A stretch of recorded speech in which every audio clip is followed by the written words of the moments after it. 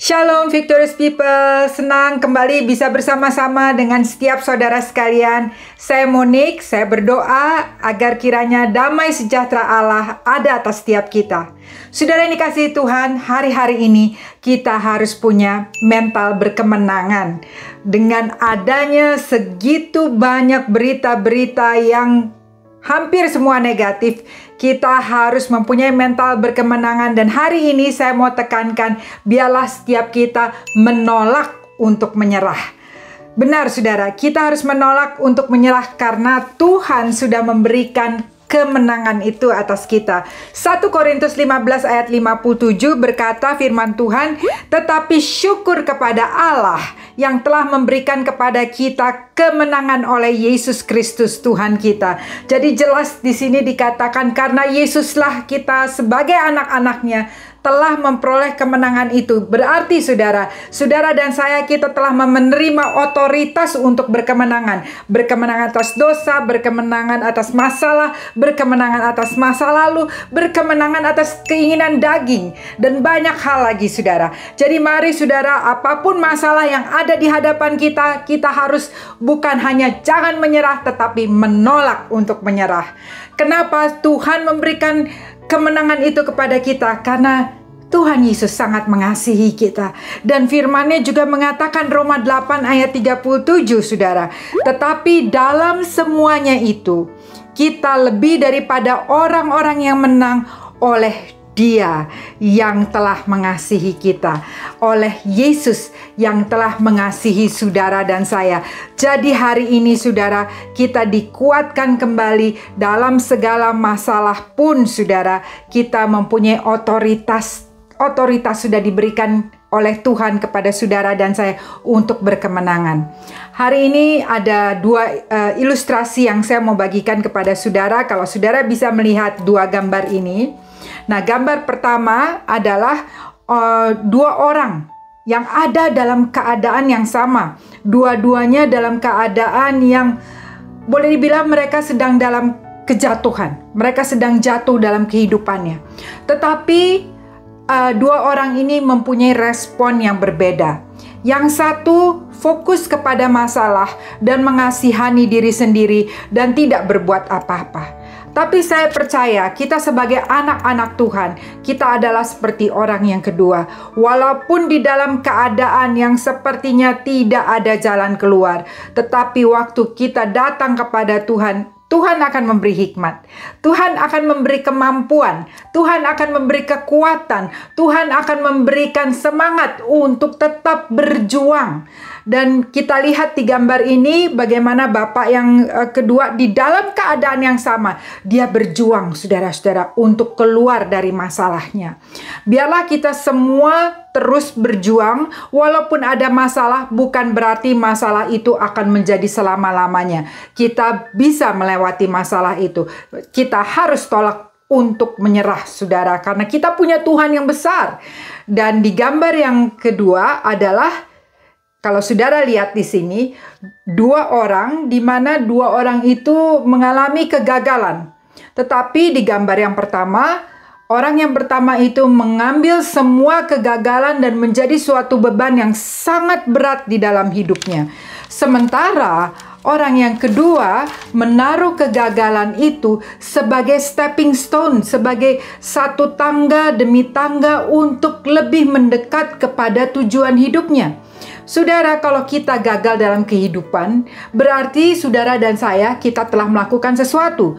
Dan walaupun kita gagal, berarti saudara, itu kita tahu bahwa hal itu tidak baik untuk kita. Jadi kita membuat sesuatu yang lebih baik. Dan kita lebih mendekat kepada Tuhan, lebih menjadi serupa seperti Dia, dan lebih lagi masuk di dalam tujuan Tuhan. Jadi saudara, jangan takut gagal, tetap berjuang. Dalam kegagalan, lepas kegagalan itu akan membawa kepada keberhasilan, lepas keberhasilan. Karena firman Tuhan juga mengatakan, Filipi 4 ayat 13, segala perkara dapat kutanggung di dalam Dia yang memberikan kekuatan kepadaku. Saudara yang dikasihi Tuhan, kita mempunyai Tuhan yang ajaib, yang luar biasa. Dia yang dapat memberi kekuatan itu kepada saudara dan saya. Jangan menjadi lemah, tetap semangat. Jadi yang pertama, saudara-saudara, kita telah menerima otoritas untuk berkemenangan atas masalah. Karena itu kita harus bisa untuk menolak, untuk menyerah. Yang kedua adalah Tuhanlah yang membuat perbedaan. 1 Korintus 10 ayat 13 firman Tuhan mengatakan, pencobaan-pencobaan yang kamu alami ialah pencobaan-pencobaan biasa yang tidak melebihi kekuatan manusia. Sebab Allah setia, dan karena itu Ia tidak akan membiarkan kamu dicobai melampaui kekuatanmu. Pada waktu kamu dicobai, Ia akan memberikan kepadamu jalan keluar sehingga kamu dapat menanggungnya. Saudara, firman Tuhan, janji Tuhan yang luar biasa. Masalah, pencobaan yang saudara dan saya alami tidak melebihi kekuatan kita. Karena kita punya Tuhan dan Tuhanlah yang membuat perbedaan. Kita mendapat kekuatan daripada Tuhan untuk melewati segala tantangan. Di sini ada gambar dari seorang yang tidak asing bagi kita, Nick Vujicic, di mana dia lahir tanpa tangan, tanpa kaki. Kebanyakan dari kita punya tangan, dua tangan, punya dua kaki, dan dia tidak, saudara. Tetapi dia menolak untuk menyerah. Dia tidak mau dibatasi dengan keadaan tubuhnya. Dia mengubah cara berpikirnya. Dia tahu siapa dia di dalam Tuhan. Dia tahu bagaimana Tuhan berkarya di dalam hidupnya. Dan dia tap to God's strength. Dia benar-benar bergantung kepada Tuhan. Dan dia lakukan apa yang Tuhan taruh di dalam hidupnya. Dan setiap kita tahu bagaimana dia dipakai oleh Tuhan untuk kemuliaan Tuhan. Bagaimana dia telah menjadi inspirasi, kekuatan. Dan bukan hanya itu, saudara. Tuhan memberkati Nick dengan seorang istri yang cantik, yang baik, yang godly women, luar biasa. 4 orang anak, 2 pria, 2 wanita, ya, yang sehat, yang sungguh keluarga yang sangat diberkati. Tetapi ini semua terjadi karena seseorang menolak menyerah dengan keadaan hidupnya. Mari saudara, hari ini kita dikuatkan oleh firman Tuhan. Biarlah kita datang kepada Tuhan. Kita berdoa dengan minta hikmat, minta kekuatan, minta pertolongan daripada Tuhan. Karena Dia Tuhan yang mengasihi setiap saudara dan saya. Mari kita tutup dengan doa. Bapa di surga, kami mengucap syukur untuk kesetiaan-Mu, untuk kebaikan-Mu. Saat ini kami bersama-sama dimanapun kami berada, kami bawa setiap masalah kami kepadamu. Tuhan, kami berdoa kalau ada yang sakit, Tuhan Engkau yang menyembuhkan. Pada saat kami sedang lemah, Tuhan Engkau memberikan kekuatan kepada setiap kami. Dan pada saat hati kami susah, Tuhan, biarlah Roh Kudus yang menghibur setiap kami. Tuhan, kami berdoa, kami tahu Engkau Tuhan yang berdaulat, Tuhan yang besar, lebih besar dari masalah kami. Kami mengucap syukur Engkau memberikan kekuatan kepada setiap kami untuk melewati setiap pencobaan, setiap masalah. Terima kasih untuk otoritas berkemenangan. Ubah cara berpikir kami juga ya Tuhan.